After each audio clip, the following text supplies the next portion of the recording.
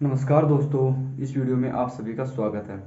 इस वीडियो में दोस्तों हम पॉलिटी के महत्वपूर्ण टॉपिक संविधान सभा या जिसको कॉन्स्टिट्यूट असेंबली कहते हैं उसकी हम बात करेंगे। संविधान सभा की स्थापना किस प्रकार से होती है, इसकी स्थापना के लिए सबसे पहले विचार किस व्यक्ति के द्वारा दिया जाता है और कांग्रेस पार्टी के द्वारा इसको कब स्वीकार किया जाता है और कितनी सीटों पर इसकी चुनावी प्रक्रिया होती है, इसकी हम इस वीडियो में बात करेंगे। तो ध्यान रखना दोस्तों कि जो हमारी संविधान सभा आती है इसकी सबसे पहले जो डिमांड की जाती है, इसकी जो मांग की जाती है दोस्तों, वो किसके द्वारा की जाती है। तो इसकी जो मांग जो होती है उसका विचार किसके द्वारा दिया जाता है, तो बताएंगे idea of constitute assembly was given by M N Roy. किसके द्वारा दिया गया दोस्तों, एम एन रॉय के द्वारा जो था वो संविधान सभा की स्थापना करने का सबसे पहला विचार दिया गया था दोस्तों, और यह विचार 1934 में दिया गया था। ऐसा कहा गया था दोस्तों कि संविधान सभा की स्थापना करनी चाहिए ताकि भारत का संविधान बनाया जा सके। इसके लिए किसने विचार दिया था, तो बताएंगे एम एन राय ने। अब बात ये आती है दोस्तों कि एम एन राय कौन थे। तो एम एन राय दोस्तों ध्यान रखना, ये कौन थे, ये भारत में एक कम्युनिस्ट पार्टी के क्या थे, प्रवक्ता या नेता थे। कम्युनिस्ट पियोनियर ये भारत में थे। अब दोस्तों इसके पश्चात कांग्रेस पार्टी जो होती है दोस्तों, कांग्रेस पार्टी जो होती है वो 1935 में क्या करती है दोस्तों, तो 1935 में क्या बताएंगे कि कांग्रेस पार्टी के द्वारा की जाती है demand of constitute assembly bye INC. ठीक है, 1935 में एक वर्ष के पश्चात जो कांग्रेस पार्टी होती है दोस्तों उसके द्वारा संविधान सभा की मांग की जाती है कि भारत का संविधान बनाने के लिए संविधान सभा की स्थापना की जानी चाहिए। अब दोस्तों ध्यान रखना, इसके 3 वर्ष के पश्चात ही 1938 में, तो 1938 में दोस्तों क्या होता है, तो बताएंगे JL Nehru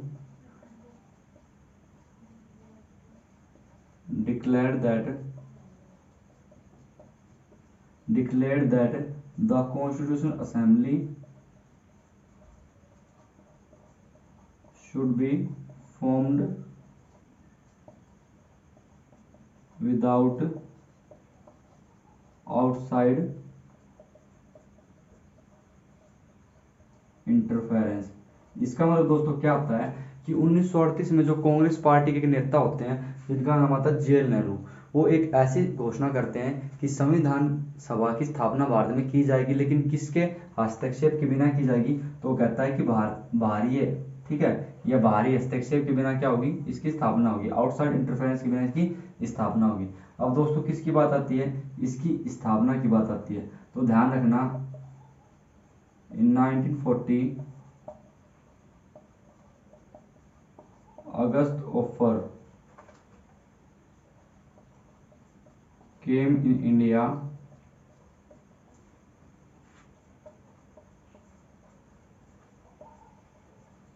in the leadership of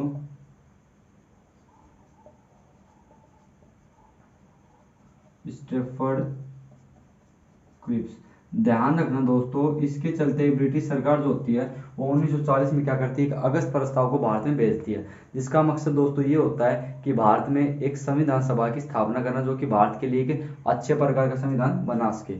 और जो किसकी लीडरशिप में भारत में आता है, तो दोस्तों हम बताएंगे कि अगस्त ऑफर जो होता है वो स्टेफर्ड क्रिप्स है, ठीक है, जो कि ध्यान रखना जो कि कैबिनेट मिशन जो कि 1946 में आता है, इसके अध्यक्ष के रूप में भी ये भारत में आते हैं। और ध्यान रखना दोस्तों कि स्टेफर्ड क्रिप्स के नेतृत्व में ही 1940 में क्या होता है, अगस्त ऑफर भारत में आता है, जिसको रिजेक्ट कर दिया जाता है किसके द्वारा, तो क्या बताएंगे दोस्तों कि इट वाज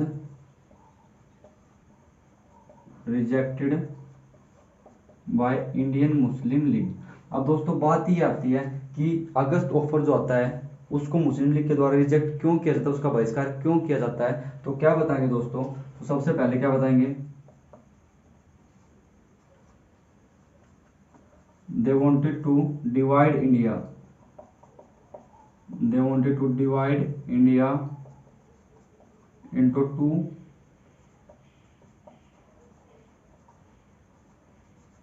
autonomous state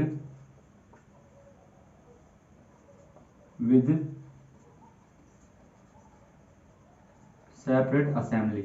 इसका मतलब दोस्तों ये आता है कि जो मुस्लिम लीग थी, जो कि मोहम्मद अली जिन्ना के नेतृत्व में मुस्लिम लीग थी, वो ऐसा चाहते थे दोस्तों कि भारत का जो विभाजन आता है वो दो भागों में हो, ठीक है, दो डोमिनियन या दो स्वायत्त राज्यों में इसका विभाजन हो, और जिनमें क्या हो, एक अलग अलग सभाओं जो कि उसका संविधान निर्मित करे। दोस्तों इस प्रकार से मुस्लिम ने किसकी मांग की, तो ध्यान रखना ऑटोनोमस स्टेट, ठीक है, स्वायत्त राज्यों की मांग किसके द्वारा की गई थी, तो बताएंगे दोस्तों किसके द्वारा, ये बताएंगे हम किस द्वारा, मुस्लिम लीग के द्वारा, इसलिए इसको रिजेक्ट किया जाता है दोस्तों। अगली किसकी बात आती है, उसको देखते हैं दोस्तों हम।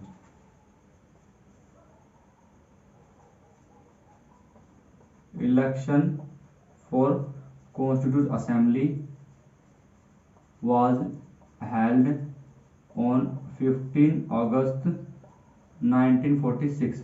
ध्यान रखना अब क्या होता है दोस्तों, अब संविधान सभा की स्थापना के लिए किस प्रकार के इलेक्शन होते हैं, जो कि कब होते हैं, 15 अगस्त 1946 या जुलाई में इसको स्टार्ट किया जाता है दोस्तों। और ध्यान रखना ये कितनी सीटों पर इलेक्शन होते हैं दोस्तों, तो क्या बताएंगे, total strength of constitute assembly was 389। 389 सीटों पर जो था वो संविधान सभा के लिए क्या होते हैं दोस्तों, चुनाव होते हैं, जिनमें से कुछ सीटें आवंटित की जाती हैं अलग अलग क्षेत्रों में। अब इनकी वीडियो में हम बात करते हैं दोस्तों। तो ध्यान रखना जो सीटें आती दोस्तों 389, अब 389 में से सीटों में से ध्यान रखना कुछ सीटें अलग अलग क्षेत्रों में विभाजित की जाती हैं, जिनमें से कुछ देसी रजवाड़े और प्रिंसली स्टेट से आते हैं, जिनमें से कुछ जो आता है वो ब्रिटिश इंडिया से आते हैं, और कुछ जो दोस्तों ध्यान रखना वो कहाँ से आते हैं, तो ध्यान रखना वो कहाँ से आते हैं, चीफ कमिश्नरी प्रोविंस से आते हैं। तो क्या बताएंगे दोस्तों, कंपोजिशन ऑफ कॉन्स्टिट्यूट असेंबली। ध्यान रखना इसकी जो टोटल स्ट्रेंथ होती है संविधान सभा की, जो टोटल सीटें होती है वो कितनी बताएंगे दोस्तों हम, वो बताएंगे दोस्तों कितनी सीटों पर चुनाव होता है, तो बताएंगे 389 सीटों पर, ठीक है, ये 389 सीटें टोटल आती है दोस्तों। अब इनमें से कुछ सीटें विभाजित की जाती है दोस्तों, तो उनकी हम इस वीडियो में बात करते हैं। दोस्तों ध्यान से देखिए आप, सबसे पहले क्या बताएंगे दोस्तों, 296 सीट्स, ये किसको दी गई दोस्तों, तो क्या बताएंगे, अलॉटेड टू ब्रिटिश इंडिया, ठीक है, ये ब्रिटिश इंडिया को दी गई थी 296 सीटें। अब ध्यान रखना 296 सीटों में से दोस्तों इनको दो भागों में बांटा गया था, क्या बताएंगे, 292 seats, 292 seats given to 11 governors provinces. ध्यान रखना 296 में से 292 जो सीटें थी दोस्तों वो किन को दी गई थी, वो 11 गवर्नर के प्रांतों को दी गई थी, ठीक है, जिनके हम इस वीडियो में बात करेंगे। और जो बची हुई जो शेष सीटें थी दोस्तों वो 4 सीटें वो किन को दी गई थी, तो क्या बताएंगे, चीफ कमिश्नर प्रोविंसेस, ठीक है, मुख्य आयुक्त प्रांतों को कितनी सीटें दी गई थी, 4 सीटें दी गई थी, जिनकी हम इस वीडियो में आगे बात करेंगे।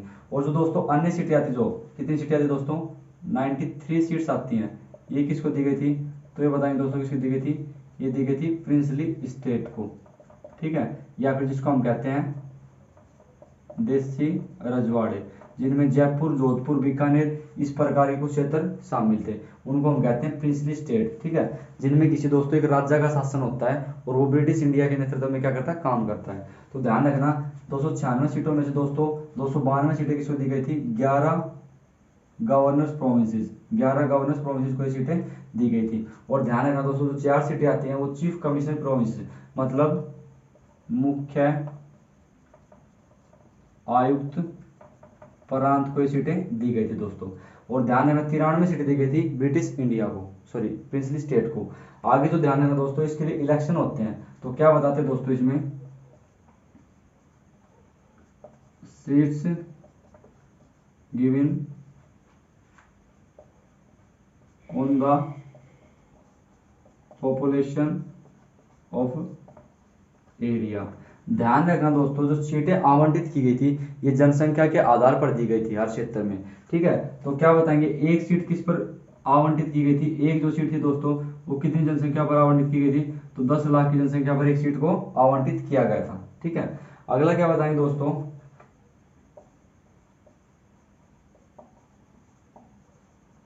Seats allocated to 3 major community.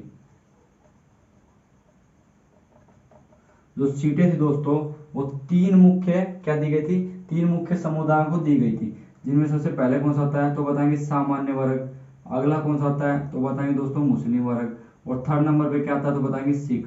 इन तीनों को क्या दी गई थी, ये सीटें दी गई थी दोस्तों। ठीक है, इन तीनों में ये सीटों को आवंटित किया गया था, और इन्हीं जो वर्ग बताते हैं दोस्तों, कम्युनिटी बताते हैं, इन्हीं सीटों के जो प्रतिनिधि थे या वोटर्स थे उनको अधिकार दिया गया था कि प्रतिनिधि भी इसी क्या होगा, इसी वर्ग से खड़ा होगा, और चुनाव भी इसी वर्ग के उसके लोग करेंगे। अगला क्या बताएंगे दोस्तों, तो उसके बारे में देखते हैं।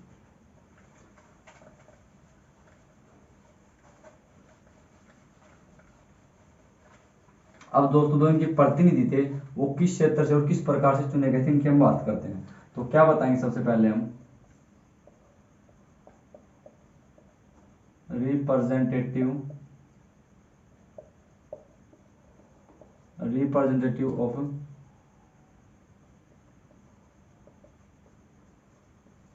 प्रिंसली स्टेट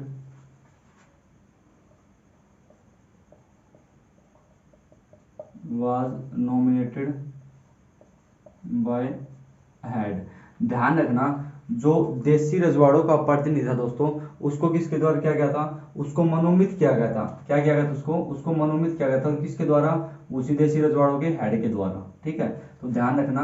अगला जो था दोस्तों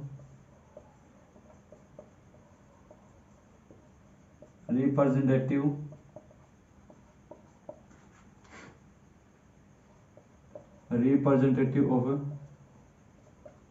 गवर्नर प्रोविंसेस इलेक्टेड। ठीक है, तो दोस्तों इस प्रकार से जो हमारी संविधान सभा थी उसको हम क्या कहेंगे, उसको हम कहेंगे partially elected and partially nominated body. क्यों दोस्तों, क्योंकि उसके जो रिप्रेजेंटेटिव थे दोस्तों वो क्या थे, वो मनोनीत भी थे और क्या थे, वो इलेक्ट भी किए गए थे या उनको नियुक्त किया गया था चुनावी प्रक्रिया के द्वारा। ठीक है, ये किस में किया गया था तो बताएंगे मुख्य आयुक्त प्रांतों में 11 गवर्नर्स जो प्रोविंस थी उनमें, और जो मनोनीत किया गया दोस्तों किसमें किया गया था तो बताएंगे प्रिंसली स्टेट में। ठीक है, अगला क्या बताएंगे दोस्तों, अगला बताएंगे इलेक्शन फॉर कॉन्स्टिट्यूट असेंबली। तो जैसा कि मैंने आपको बताया इसके इलेक्शन कब होते दोस्तों, तो बताएंगे जुलाई अगस्त 1946। जुलाई और अगस्त के महीने में 1946 में इसके क्या होते हैं, इलेक्शन होते हैं दोस्तों। अब इलेक्शन में किस पार्टी को कितनी सीटें मिलती हैं इसकी बात करते हैं। तो क्या बताया दोस्तों, सबसे जो मेजर पार्टी थी आईएनसी, ये कितनी सीटें प्राप्त करती है तो बताएंगे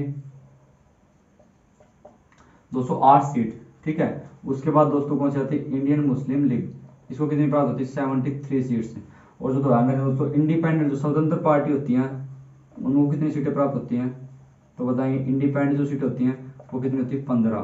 ठीक है, तो ये कुछ महत्वपूर्ण सीटें प्राप्त होती है जिनमें से आईएनसी या इंडियन नेशनल कांग्रेस को होती हैं 208 सबसे अधिक सीटें प्राप्त होती हैं, मुस्लिम लीग को होती है 73 सीटें, और इंडिपेंडेंस कितनी होती है दोस्तों, पार्टियां इंडिपेंडेंस होती है 15। ठीक है, अगला क्या बताएंगे दोस्तों, जो प्रिंसली स्टेट आते हैं तो क्या बताएंगे, सीट्स ऑफ प्रिंसली स्टेट कितनी सीटें दोस्तों 93 सीट्स। ठीक है, were not filled as they decided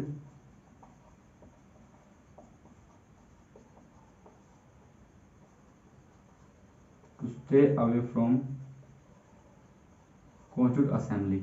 दोस्तों ध्यान रखना, जो हमने आपको बताया था सीटों के आवंटन के बारे में, प्रिंसली स्टेट को 93 सीट्स दी गई थी जो कि क्या होती है नहीं भरती दोस्तों। किस लिए नहीं भरती हैं, क्योंकि जो प्रिंसली स्टेट होते हैं दोस्तों, देशी रजवाड़े जो होते हैं वो ऐसा निर्णय बनाते हैं कि हमें ब्रिटिश या ईस्ट इंडिया कंपनी के द्वारा जो बनाएगी तो संविधान सभा थी इससे हमें दूर रहना है। ठीक है, ये निर्णय किसके द्वारा लिया जाता है तो बताएंगे प्रिंसली स्टेट के द्वारा, और उनकी जो 93 सीटें होती है दोस्तों वो कभी भी नहीं भरती हैं। ठीक है, लेकिन ध्यान रखना दोस्तों, यही प्रिंसली स्टेट जो भारत का पार्टीशन होता है दोस्तों,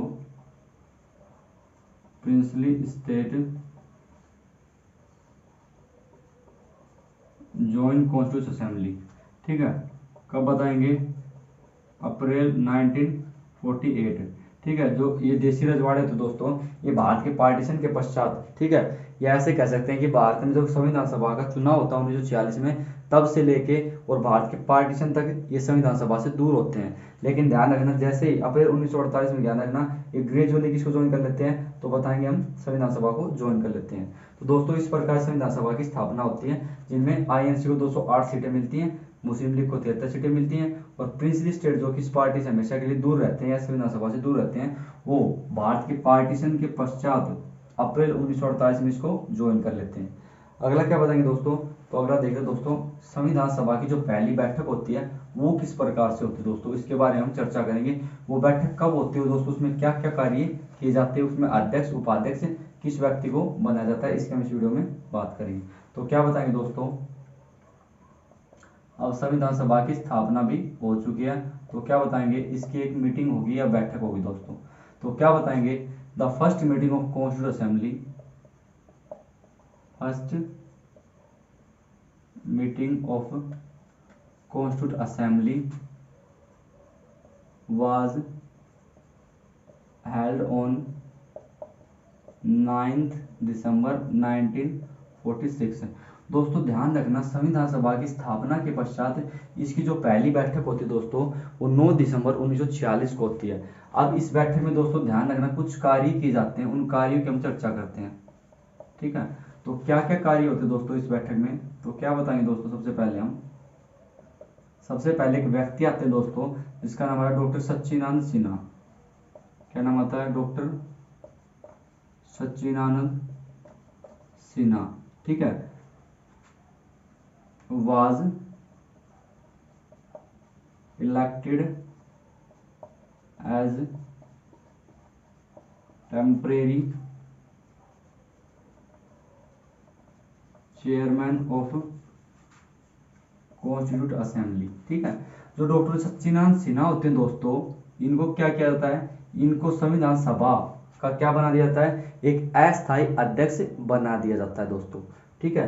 अगला क्या वर्क होता है दोस्तों, तो अगला क्या बताएंगे, letter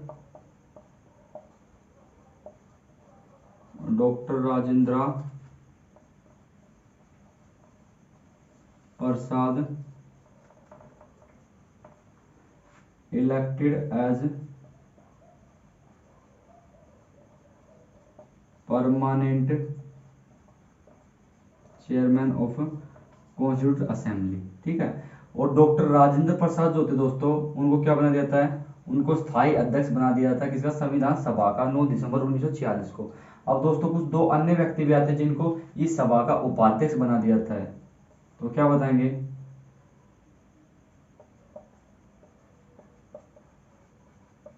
H Mukherjee and witty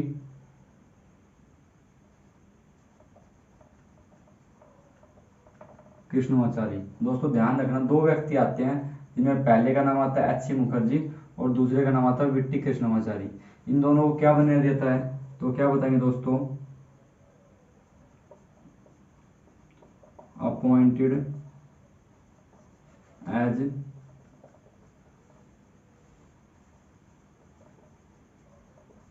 vice chairman of constituent assembly. तो क्या बताएंगे, H Mukherjee and V T Krishnamachari both were elected as a vice chairman of constituent assembly on 9 December 1946।